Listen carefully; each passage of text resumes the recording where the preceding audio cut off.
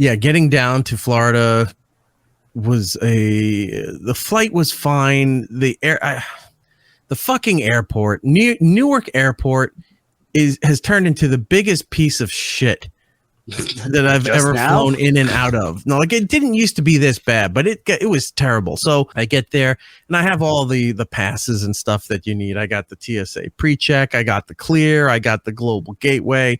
So it's like the goof when somebody gets pulled over and they have all the PBA cards and stuff like that, and they just fan it out like a deck of cards. It's like, here, take your pick. What's going to get me out of this ticket kind of deal. Right. So I have all those services. I used Clear. If you're not familiar with what Clear is, you walk in, you show your barcode and stuff. It's this machine that reads the retinas of your eyes and has all your information that was pre-screened by the government, so they know everything that's going on here. And then you bypass all of security. You go in, scan, they walk you to a private TSA line. And normally what happens is, because you have pre-check, because you have Clear and everything else, you put your bags on the conveyor belt, you put like your jacket on the conveyor belt, and your loose stuff, your watch, your wallet, your phone, all that stuff into a little thing. But you're not taking your belt off, you're not taking your shoes off, whatever. That stuff goes in, you walk through, that machine shoots air at you for whatever reason. I don't know what it is, but it goes like that. You walk right out, pick up your stuff, and you're gone. They walk you over and they said, "Oh yeah, we're not doing that." What do you mean you're not doing that? There's like 4 other people behind me who also pay for the service. And they go, "Yeah, it's just we're not doing the pre-check lines and stuff. You just got to go into this." It's like, no, you're not. We spent a lot of money to not have to do that. That was the whole point. And it's not like a perk in the sense of I had. Yes, I am bragging about being privileged. Rob, I see what you said there. Don't you know who I am? Everybody on there. Look at that. He's that. Erik Nagel. Yeah, Rob has it too. So shut the fuck up, Rob. So you go through there and it's like, look, we pay for this, and it's not just like using bonus points, or miles or stuff like that. It's a government agency that you've squared away with, that it should allow you to do this.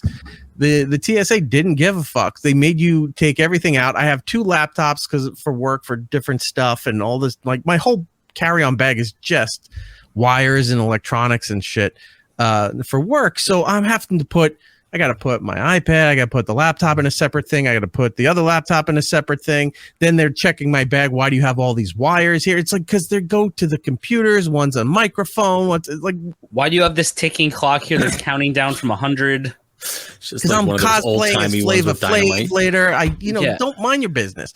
So they'll have all this stuff here. They stop us and they go, "You're gonna have to wait. We gotta let some other people in front of you." And me and 2 other people were like, "What the fuck is going on?" They stop, and he puts his hand out like this on your chest to stop you from advancing forward with the line.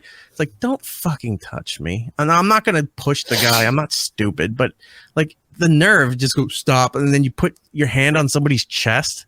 Like, ew, what the fuck is wrong with you? Like, put your hand out, but don't put your hands on me, asshole. So they're letting like flight personnel and other airport security stuff going through, but they pushed half my stuff through before they let the other people in. So now at the end of the conveyor belt is my wallet, my phone, all of that stuff just sitting in an empty bin at the end that I'm not allowed to get to. And they let 6 other people go in front of us. It's about 10 minutes now as they're getting their shit together. And I called one of the TSA guys over there. I go, "We're not supposed to be doing this. You stop me and let 6 other people from there." At the end of that, the conveyor belt thing over there is my wallet and my phone. I said, "Please go over there and make sure that my stuff is still there, because I can't go over there to see if my stuff is still there." Okay. And he goes over and he goes and stops to talk to the guy at the x-ray machine. Doesn't even go and look. So I'm sitting there and I'm furious. So finally I get through. I run over to the other end. There's my stuff. I'm grabbing my phone and my wallet, and then they're going through everything, and I get waved over, and they're like, "We got to look through your bag." It's like, what do you have to look through my bag for? And because all the wires and the microphones and stuff, and the new laptop that I had to get, the power thing is like this big, because it's a gaming computer, laptop, right? but it's powerful enough to do all the video editing and everything else that I needed to do. But the thing is, this fucking you big. need that brick. Yeah. So they're going through all of this stuff, and I see the other guy, and I go, could you come here a second? And I took a photo of him, and he's like, what are you doing? And I said, well, this QR code right here says to please tell us about your TSA experience.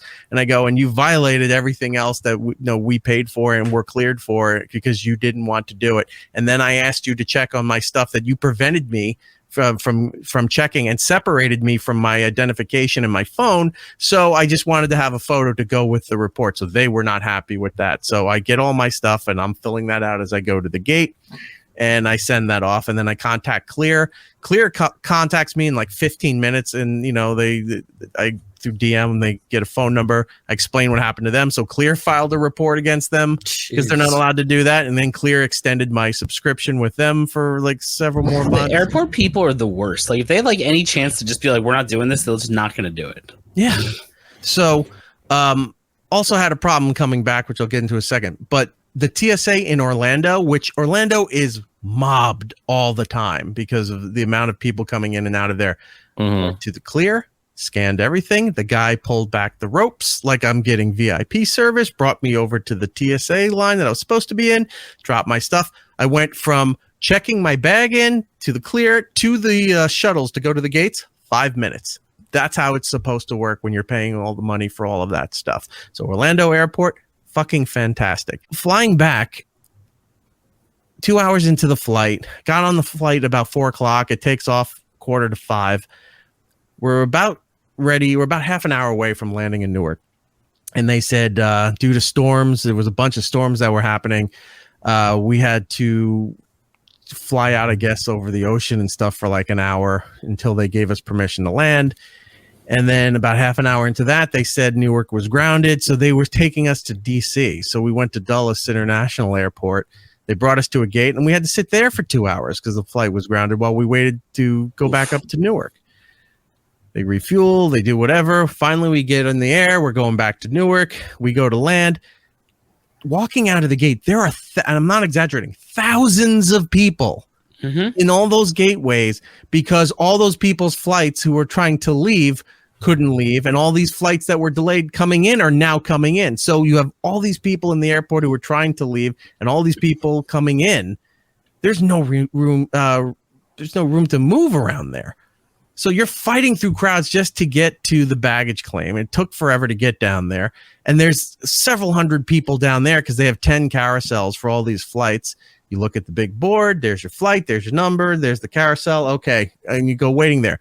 25 minutes goes by. Nothing. The carousel doesn't turn on. Nothing's coming out. People that I recognize were on the plane. We're going to look at the screen. They're coming back and forth. And like, is it another carousel? No, it's saying this one. We're asking around.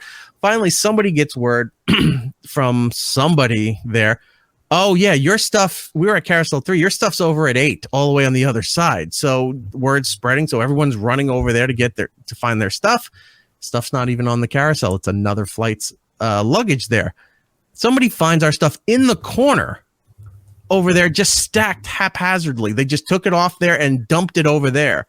So people are now sorting through bags, trying to find and match their bags. There's no official over there to make sure people are taking the right bag. You could just go and grab several bags. You can take any bag at an airport. They're free. And walk out. I was going to say, there's no officials with the carousel either, to be fair. Like, I can go grab whatever 1,000th black bag that's come off that thing. Right. So. But you can tell someone else to grab a bag, but hey, that's mine. Grab it. And someone will grab it for you because they know the stress of watching the bags go around. It depends on the airport, because if you're at West Palm Airport and if you're at Orlando Airport, there are people there. If you're going to leave, they check to make sure that the bags are correct before you walk away from the carousel area.